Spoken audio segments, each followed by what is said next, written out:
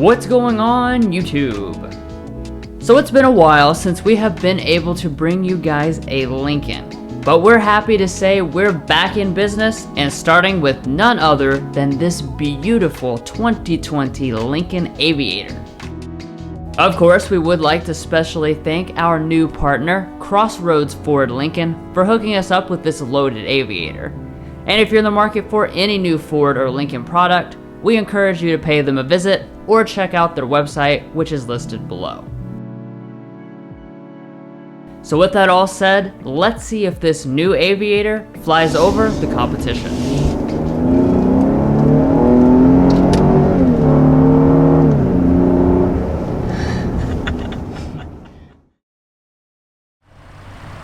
So kicking things off here with the exterior, this is the area that has really drawn a lot of attention since it debuted. Even though it does share its basic structure with the Ford Explorer, there is not a single body panel in common between them. So up in the front, you'll notice nothing but the latest Lincoln design language. All models get this classy chrome grille, but do be aware that the black label subs in a different interior texture. Turning to the headlights, there are two different designs for this as well. And what you're looking at here is the premium setup called Adaptive Pixel LED headlights with dynamic bending abilities. The other version is still LED, but with a slightly different design. Underneath, you have the LED turn signal and LED fog lights on all but the base model. Now beyond dynamics, the Aviator benefits from its rear drive platform in just how great its proportions are. It has a long, low hood and raked back windshield, which makes it look almost as long as the Navigator, though it's actually 10 inches shorter than the smallest Nav. Heading around to the rear, the athletic look continues, with a rear design that really emphasizes width. Lincoln is spelled out across the back, you have full-length LED taillights, and then things are finished off with very nice looking quad exhaust outlets. So overall, I really have nothing but praise for what Lincoln did with the design of this Aviator. It is strong, evocative, classy, and athletic looking, which is a hard combination for a brand to achieve. Now another thing Lincoln has been killing recently are their wheel designs. Every version of the Aviator has contrast alloys, starting at 19 inches on the standard, 20 inches on the reserve, or these fantastic looking optional 22s. The black label also comes with 22s, but of course in the signature turbine design. As far as the mirrors, they have all the goodies as standard equipment, like heating, power folding, auto dimming on the driver's side, and blind spot monitoring with rear cross traffic alert. And while we're on the topic of safety, the Aviator comes standard with quite a few advanced safety features. Co-Pilot 360 includes automatic emergency braking with pedestrian detection, lane keeping assist, and auto high beam headlights. And then adding the Co-Pilot 360 Plus package will further throw in adaptive cruise control with traffic jam assist, rear auto braking, and evasive steering assist. Finally, wrapping up the outside, I want to mention that the tow rating of 6,700 pounds is quite a bit better than most of the front-wheel drive based rivals. So anyways guys, that is it for the stylish exterior. So now let's go ahead and see if the interior makes just as big an impression.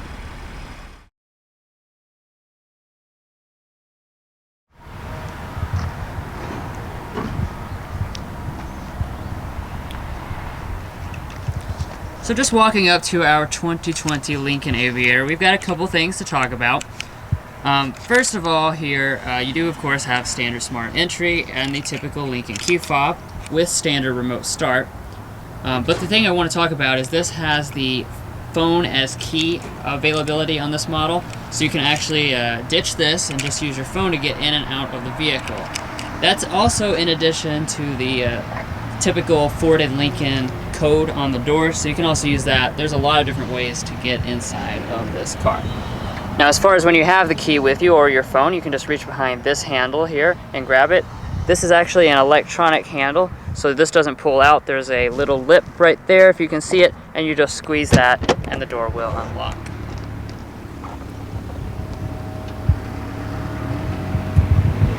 Alright, so checking out the cabin of the 2020 Aviator.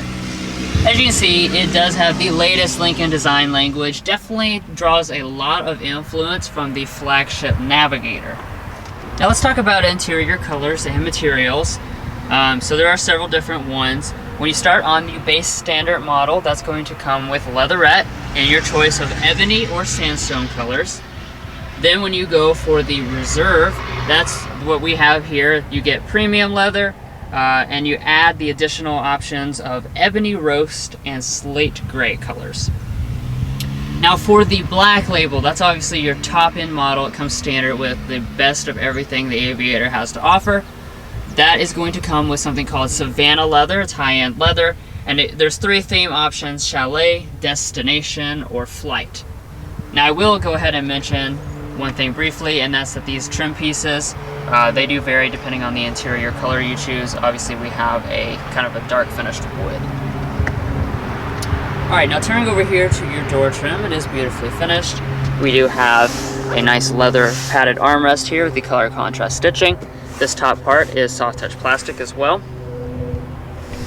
Coming over here, we do have 3-person memory seating. This is standard on every Aviator.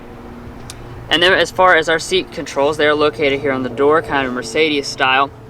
On this specific example, instead of the standard 12-way power seats, we actually have the perfect position seats. They are 30-way adjusting.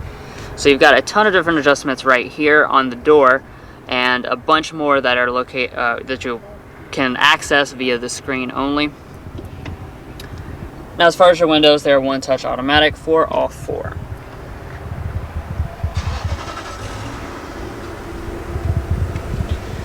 Now, like I was saying, we have the middle option, which is the real premium leather. It feels very nice, definitely very soft and supple. As you can see with the 30-way adjusting seats, they have a very unique design because each of these elements can be adjusted separately, including even 2 different thigh supports. So very, very comfortable seats, and they look very nice as well.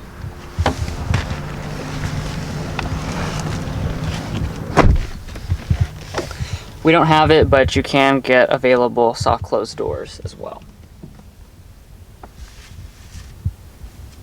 Now, like I already said, the design of the Aviator here does look a lot like the flagship Navigator. And then as far as materials, really it's not much different from that flagship Navigator. So across your upper dash here, we do have a soft touch plastic. Dropping down here to the middle, you'll notice running back behind the display, we have this piece of wood trim. And then through this middle area, we have a leatherette with color contrast stitching and some piano black. As we drop down, you'll see those same materials continue with your genuine wood trim. You have leather that runs through here for your knee to rest against. And then I'm not sure exactly what this material is, but it looks very nice. Kind of has a brushed metal finish. And then as you can tell, fit and finish in here is really, really good. No panel gaps or anything like that. Now as far as to start the Aviator, you have the button mounted flat up here on the top.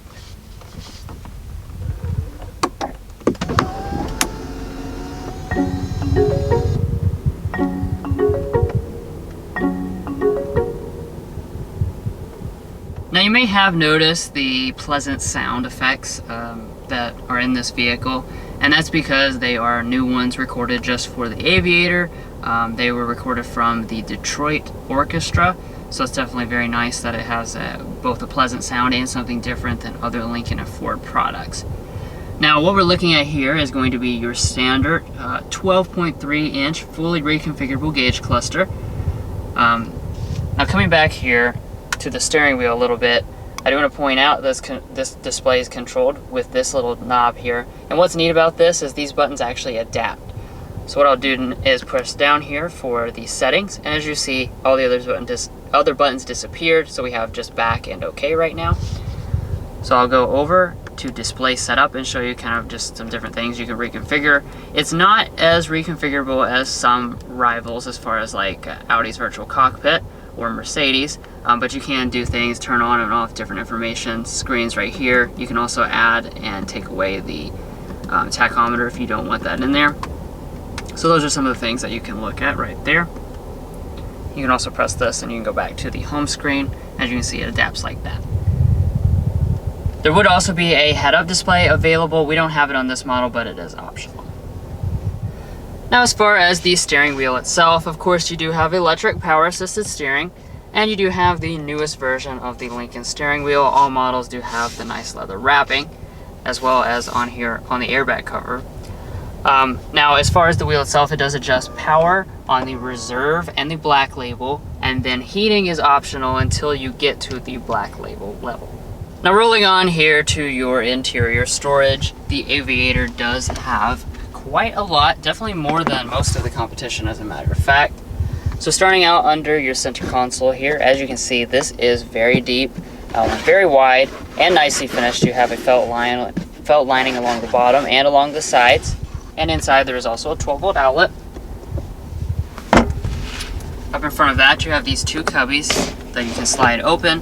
Has a tiny storage area right there, your two illuminated cup holders.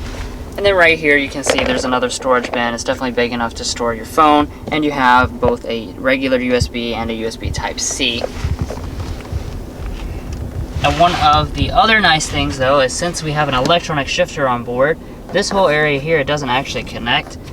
So you have this big center pass-through that you can store just about anything in.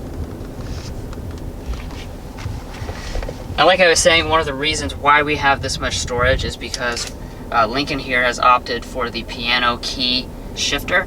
So it's very simple, of course. All you have to do is just press down for drive. We do also have the availability of manual shifting via these standard paddle shifters. To head into reverse, you're just going to press the R. And when you do, you will notice this 360-degree camera system on most of the models. That would be the Reserve and up. However, you do get a regular one on the standard model. But as you can see, resolution in this is really, really good. One of the best I've seen. Super clear. Obviously, you have both your traditional and your regular view, and front and rear parking sensors. And then you can also change to different views right like that. And then for park, you'll just press the P. And back behind the shifter, you also have an electronic parking brake. Now next to that, we have the drive mode controller. This model has quite a few different modes. So you have slippery, deep, snow and mud. We can go back the other direction and hit our normal mode, and our efficient mode, and then our excite mode. But we'll talk about all of these a little later in the video as we take it out on the road. Alright, so the next place we're moving to here is going to be our climate controls. Now, unlike a lot of the competition, Lincoln has just gone with keeping it simple, keeping it physical here, which I really like. So you just adjust the temperature right like this, and your fan speeds right here. This is the quad zone automatic setup. The standard model will come with 3-zone automatic instead. We also have 3-stage seat heating. This is standard on all models, and seat ventilation is optional on the Reserve. And then right above that, we also have full physical controls for the audio systems. Now, there are 3 different audio systems on this model. We have the highest possible end one, since we have the Reserve 2 package.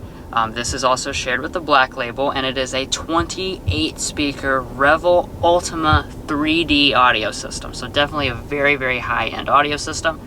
So let's go ahead and take a sample of this.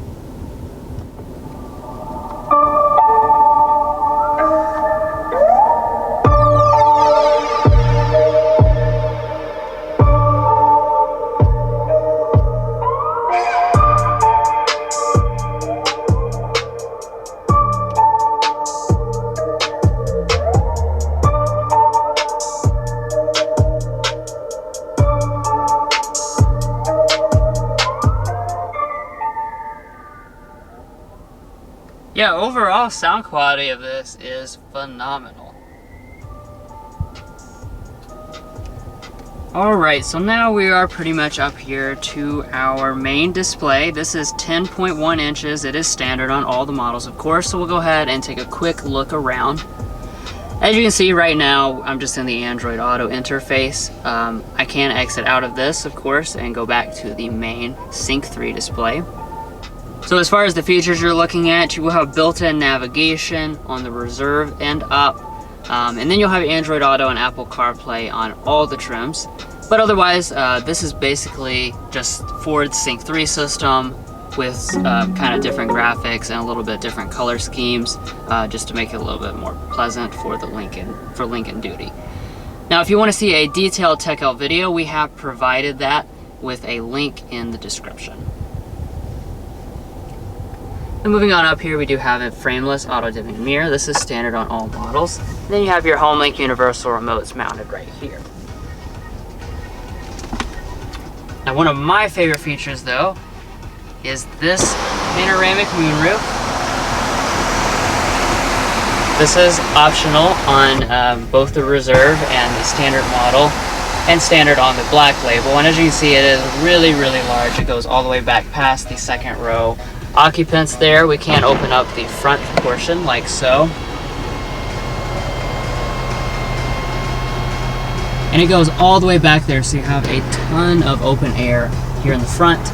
And then you also have a wind buffer.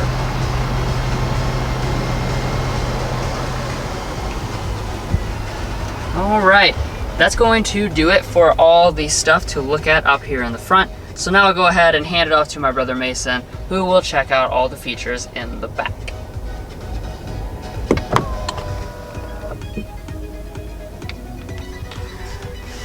Now, getting out, I will go ahead and mention you do have an electronic door handle here, so you're just going to press that button. That's what's going to unlatch the door. In an emergency, if that did not work, you have this backup right here. You can pull this and this will let you out.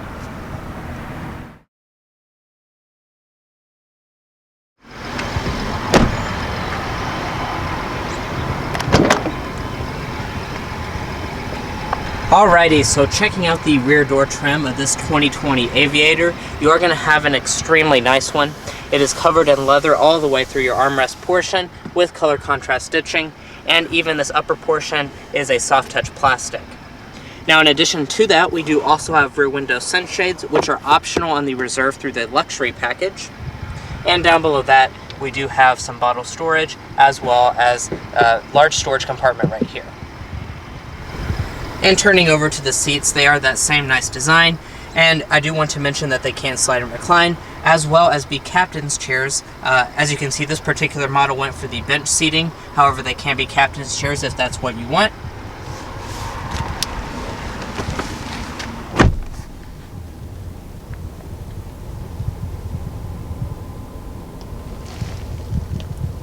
And of course, looking at features here in this Aviator, you are going to have an extremely opulent rear seat, especially in this pretty much fully loaded model. So as you can see, we do have a screen. There's a little bit of a glare on it, but there's a little screen back here that controls everything for your rear seats. So as you can see, there's a seat tile, and from here you can adjust several different things. So I do want to mention that heated rear seats are optional on the standard model. They are also optional on the Reserve. However, it will also throw in ventilation. So as you can see, we have the 3-stage seat heating as well as 3-stage ventilation, and you can just toggle that on and off here. And going back to the main screen, you do also have your own climate controls. So this is where you will adjust your climate as well as your fan speeds, your temperature. You have an automatic function, and you can also adjust the third row's climate from right here. Now, in addition to that, you have audio controls for the front, as well as some different settings. You can even set it to be just a calm screen, and as you can see, it does also have like your controls here in the left hand corner, which is a really nice touch, and you can just touch it to get right back into it. So I am very impressed with this little screen setup back here. It's very unique, and it's a very high-tech thing for this class of vehicle. Now, down below that, you do have rear vents. They are standard across all of the models, as you would expect. And down below that, you also have a smart charging USB port, as well as a USB Type-C. in addition to a household style outlet as well. Now, like I mentioned, we do have the bench seat, and that does have a fold-down armrest. As you can see, the cup holders pop out of the end. Now, you might be wondering how it compares to rivals in terms of space, and I'm going to say that it compares very favorably. So we do have 40 inches of rear legroom and 40 inches of rear headroom, which does place it above most of its rivals. And behind rear seating position, I probably have 6 to 8 inches of rear legroom, and my feet definitely have no issues sliding up under the seat. So I'm going to be very comfortable back here, as well as anyone in your family. And you do have these electronic door handles to get out.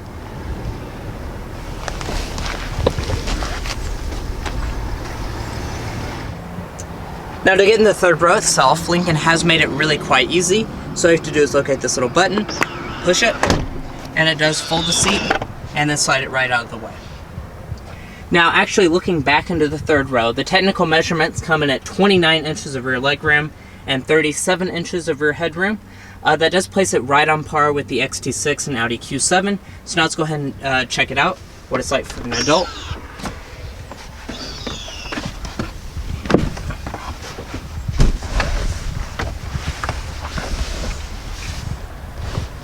So first, getting back here, my first impression is that it is a pretty decent third row. It's, like I said, it's pretty class competitive. It's not going to blow your mind. I don't really have a ton of leg room back here, but it is worth noting that this seat is adjusted all the way back, so that can be slid forward to give the third row more room. But in terms of features, we do have a cup holder off to the side, some rear vents, and some lighting up top. But one of the things that I am noticing from this compared to the Navigator is that there's not a lot of thigh support. So as you can see, my thigh is not really even on the seat at all. So that's something to consider if you're looking at this compared to a Navigator. The Navigator is definitely going to have a much better third row.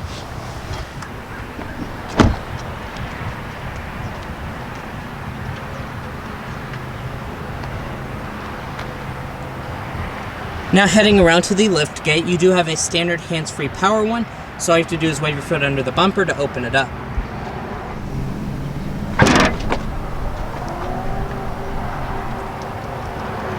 And once that lift gate opens, you are going to find a very class competitive amount of space.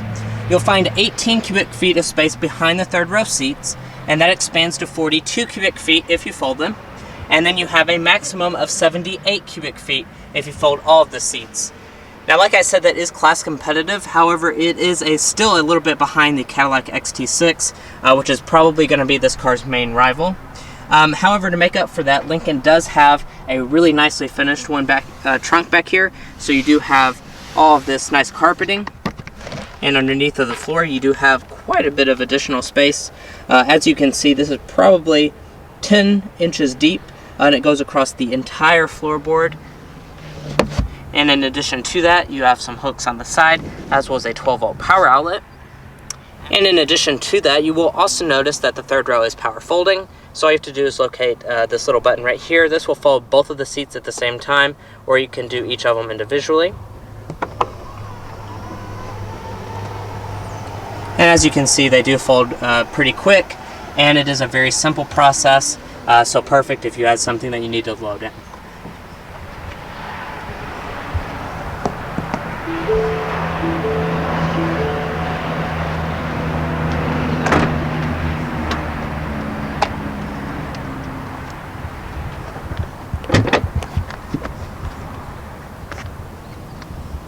Now, looking at the passenger seat, it is the same adjustment as the driver, and you do also have massaging on this model.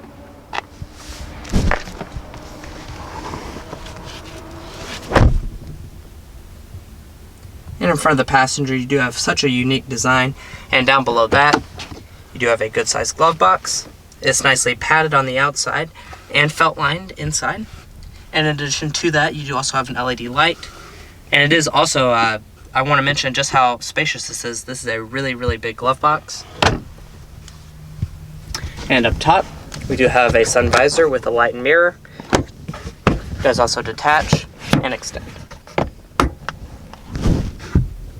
But anyway, guys, that sums up all of the cool luxury features that this car has in the rear areas. So now let's go ahead and take it out on the road and see how it performs there.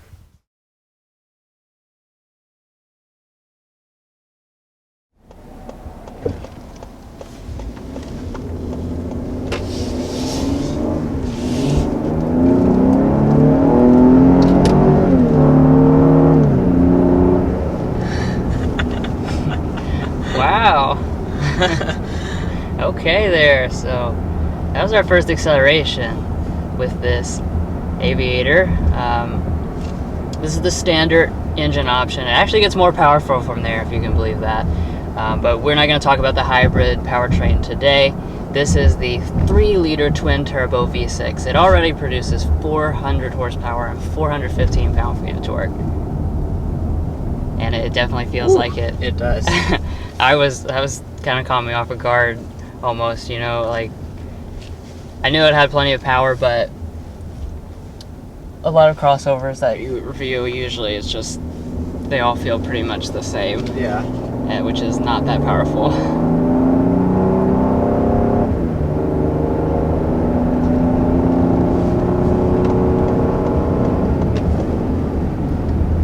To me, this kind of feels almost like it's getting close to like BMW M, Audi S, those type of vehicles. And that's definitely a compliment here because this is just a standard engine. It is worth noting that if you're going to compare this to a Cadillac XT6, that's like 90 more horsepower than that car. And you are definitely going to feel that difference, you know, when you compare the two.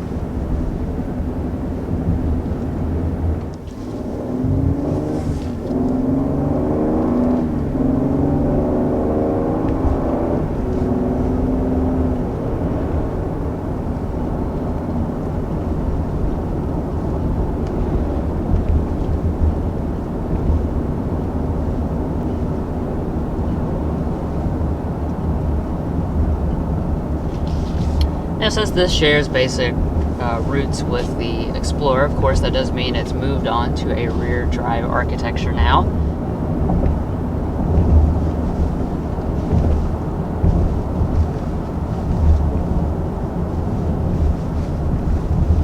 Definitely feels very athletic as an overall package. I am also noticing, though, of course, Lincoln has made a big deal about what they call quiet luxury as they've kind of rebranded and, you know, grown. And even like going over the bumpy part of the road, that's the smoothest vehicle I've ever driven on that surface of the road. Incredibly smooth, so comfortable. This does have the air glide suspension, and it has the adaptive ability where it's reading the roads. So it's looking ahead 50 feet in front of the car, and what it's doing is just finding different types of potholes or anything like that and making adjustments in the suspension prior to when you get there. So it's certainly a very interesting and high-tech feature, and it all just goes into making this car ride supremely comfortably. I'll go ahead and try out a different drive mode here.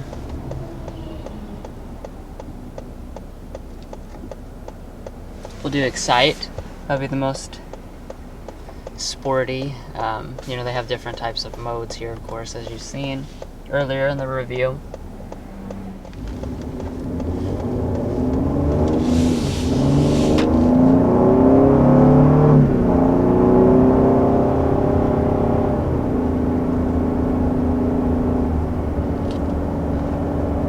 Yeah, definitely dials up the throttle response to make this thing feel even faster, and it definitely feels fast. And it does also have a pretty nice sound to it as well. Also noticing that the steering definitely feels more responsive after I put it into Excite mode. In the normal mode, it's very light, like I was talking about with the luxury theme of this car. Now, according to my notes, there is a 10-speed automatic transmission in this, and the reason I say according to my notes is that I can't tell when this car shifts at all. It really is one of the best transmissions. I know we've said it in past reviews. This Ford and Lincoln 10-speed automatic transmission, it's really imperceptible when it shifts gears. You really cannot tell at all, especially in the normal mode. And it's a very, very good transmission. I'm very impressed with it.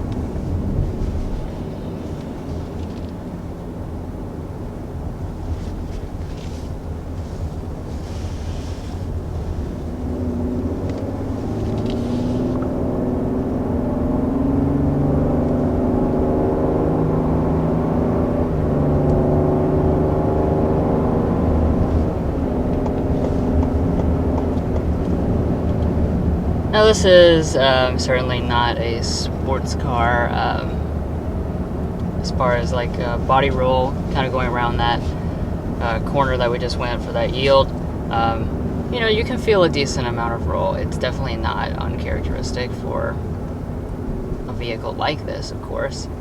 But even though this does produce 400 horsepower, and in the Grand Touring hybrid form, nearly 500 horsepower, this is still not going to be taking on AMG models or anything like that. Now we're rolling down the road here at 60 miles an hour, so like I was saying, just incredibly quiet. It's really, really windy outside, and you just really can't hear anything. I mean, a lot of cars, when we're doing these drives, you know, you have to speak a little bit louder for the microphone and whatnot to pick up on you, but I'm honestly speaking quieter. It's so quiet in here, I just want to whisper almost. And I mean, that's a good thing, because people in the third row, maybe you want to say something to them, they should be able to hear what you're going to say, because, like Andrew said, it feels like a library in here. It's really It really does. This is among the best as far as how quiet it is. You know, like a Lexus or Mercedes or something like that. Now, rear-wheel drive is standard on the Reserve and Standard model, and then all-wheel drive is an option on those models, or you can get a standard with the black label. And in terms of fuel economy, what you're going to be looking at, you're really not going to pay too much of a penalty for that really powerful engine, as the rear-wheel drive model comes in at 18 city, 26 highway, 21 combined, and the all-wheel drive is 17 city, 24 highway, 20 combined.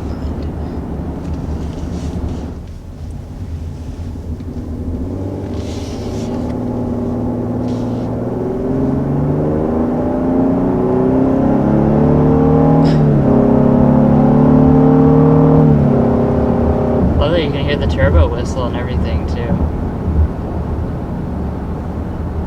And I think the most impressive thing about it is maybe even the torque figure more so than the horsepower, because it doesn't fade off. Like when you push the accelerator, it's like shocking to you how fast it is to start with, but with most cars that just kind of gently fades off. It literally throughout the entire range, it just is really pushing you back in your seat, and it feels fantastic.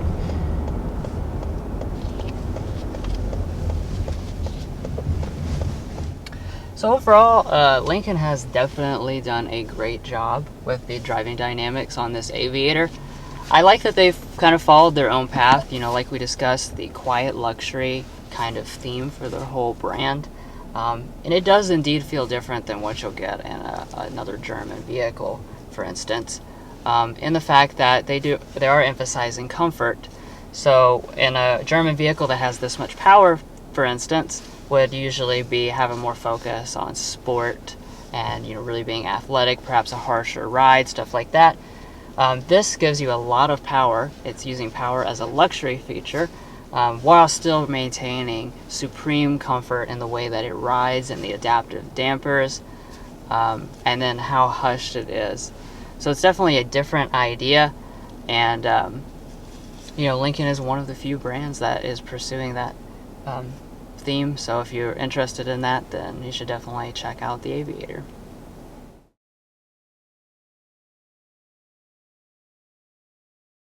Alrighty, and now let's go ahead and discuss the pricing for this all-new Aviator. Now the prices I'm about to mention are for the rear-wheel drive model. So for the standard, you're going to start at $51,100, and for the reserve like we have here, that's going to be $56,190. Now if you want to go all the way to that top level black label model, that's going to be $77,695. And I know that's a huge increase, but keep in mind that that makes pretty much every option standard and also adds all-wheel drive. And the max price with pretty much all the options is going to be around $80,000. Now this model is a reserve, but we do have pretty much every option thrown in there. So we have the Reserve 2, which is an $11,625 option. And that's going to include a ton of different things that we've mentioned throughout the review. All the different packages, basically, like luxury and stuff like that. And then we also do have a few options thrown in on top of that as well. We have the pristine white metallic paint for $695, the floor liners for $120, and we also have the dynamic handling package for $3,000.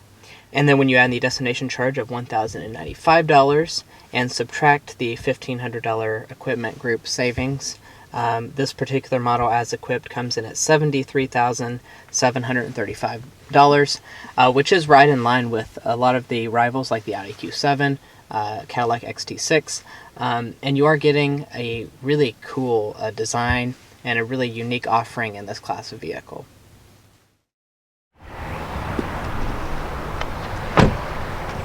Well guys, we've enjoyed watching this in-depth look at the 2020 Lincoln Aviator Reserve.